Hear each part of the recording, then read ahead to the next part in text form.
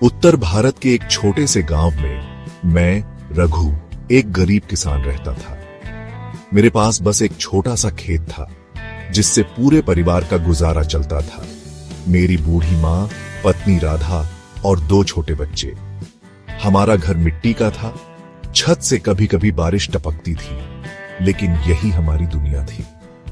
गांव के लोग एक दूसरे के सुख दुख में साथ थे, पर हर किसी की अपनी परेशानियां थी। हर दिन सूरज उगने से पहले उठता, खेत में मेहनत करता, लेकिन चिंता हमेशा यही रहती, परिवार को 2 वक्त की रोटी कैसे मिलेगी। खेत छोटा था, मेहनत बहुत, लेकिन आमदनी कम। कई बार तो फसल इतनी कम होती कि कर्ज चुकाना भी मुश्किल हो जाता। फिर भी हर सुबह एक नई उम्मीद के साथ खेत में जाता था। गांव का जीवन सरल था, पर किसान की जिंदगी मौसम के भरोसे। बारिश अच्छी हो तो फसल, वरना सब बर्बाद।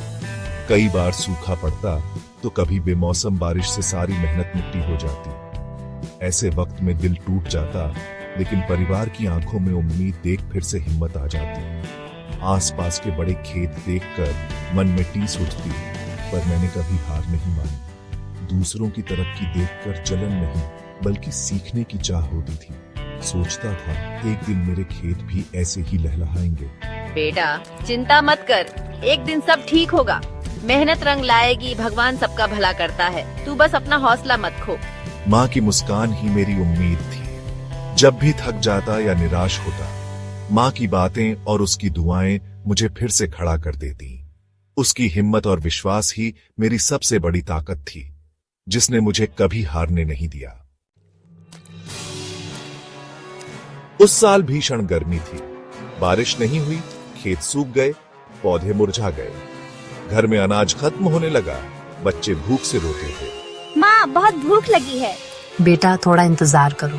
मैं लाचार था, कर्जदार भी। साहूकार रोज पैसे मांगता और मैं खाली हाथ। एक शाम सूखे खेत में बैठा खुद को हारा हुआ महसूस कर रहा था। लगा जैसे अब कोई रास्ता नहीं बचा। उस रात माँ ने हिम्मत दी, रात चाहे जितनी लंबी हो, सुबह जरूर होती है। अगले दिन बाजार में सुना कुछ सब्जियां कम पानी में भी उग सकती हैं। उम्मीद की एक किरण जगी। सोचा खेत के एक हिस्से में टमाटर, बैंगन, मिर्च उगाऊंगा। पिताजी, क्या आप हमारे लिए कुछ लाए हैं? हाँ, उम्मीद लेकर आया हूँ। आप अकेले नहीं हैं, मैं साथ हूँ। पत्नी का साथ पाकर हौसला और बढ़ गया। अगली सुबह सूरज की पहली किरण के साथ मैं खेत में उतर गया। रात भर की थकान के बावजूद मन में एक नई उम्मीद थी।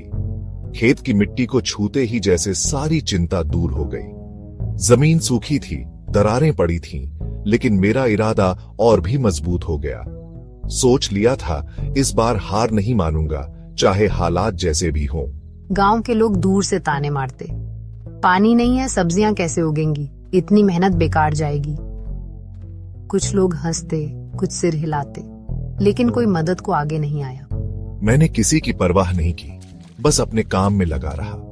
मुझे पता था कि मेहनत का फल जरूर मिलेगा, बस धैर्य रखना होगा।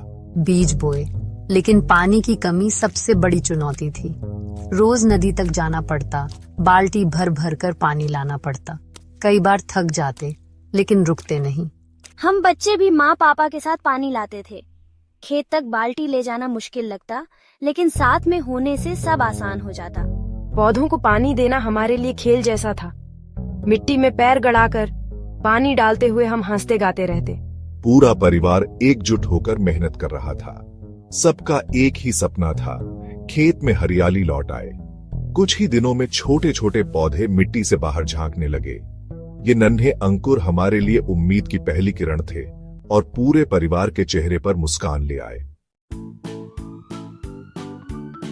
मौसम ने करवट ली और हल्की हल्की बारिश होने लगी। खेतों में जैसे नई जान आ गई। सूखे पौधे फिर से हरे भरे हो उठे। हर तरफ ताजगी और हरियाली छा गई। किसान के चेहरे पर भी उम्मीद की चमक लौट आई। बारिश की बूंदें खेतों को संजीवनी दे रही थीं और गांव में एक नई ऊर्जा महसूस हो रही थी। कुछ ही दिनों में टमाटर और बैंगन पककर तैयार हो गए। पौधों पर लाल टमाटर और बैंगन की चमक देखते ही बनती थी। सब्जियां इतनी ताजा और सुंदर थीं कि तोड़ते समय मन खुश हो गया। पहली फसल काटने का दिन आया और पूरे परिवार ने मिलकर खेत में मेहनत की। टोकरियां ताजी सब्जियों से भर गईं। बच्चों से लेकर बुजुर्ग तक सबने मिलकर फसल इकट्ठा की। घर में खुशी का माहौल था। सब एक दूसरे को बधाई दे रहे थे और मेहनत का फल देखकर सबके चेहरे खिल उठे थे। कुछ सब्जियां घर के लिए रखीं ताकि परिवार ताजा भोजन कर सके। बाकी सब्जियां टोकरियों में भरकर मंडी ले जाने की तैयारी शुरू हुई। सबको उम्मीद थी कि मेहनत का अच्छा दाम मिलेगा। मंडी में सब्जियां हाथों हाथ बिक गईं। खरीदारों ने ताजी सब्जियों की खूब तारीफ की और अच्छे दाम दिए। मेहनत का पैसा मिलते ही सबको संतोष हुआ। उस पैसे से घर का जरूरी सामान खरीदा गया। बच्चों के लिए मिठाई भी ली गई, जिससे उनके चेहरे पर मुस्कान आ गई। उस रात पूरे परिवार ने साथ बैठकर स्वादिष्ट खाना खाया। सबने मिलकर मेहनत का मीठा फल चखा और घर में फिर से खुशियां लौट आईं। सब्जियां बेचकर धीरे धीरे कर्ज चुका दिया। मान गए रघु, तुम बहुत मेहनती हो। अब गांव वाले सलाह लेने आने लगे। रघु भाई, हमें भी सिखाओ। रघु ने सबको सब्जी की खेती सिखाई। बच्चों का स्कूल में दाखिला कराया। घर में खुशहाली लौट आई। गांव के और किसान भी सब्जियां उगाने लगे। सबकी आमदनी बढ़ी। रघु की कहानी बताती है, मुश्किलें आएंगी पर उम्मीद और मेहनत से जीत पक्की है।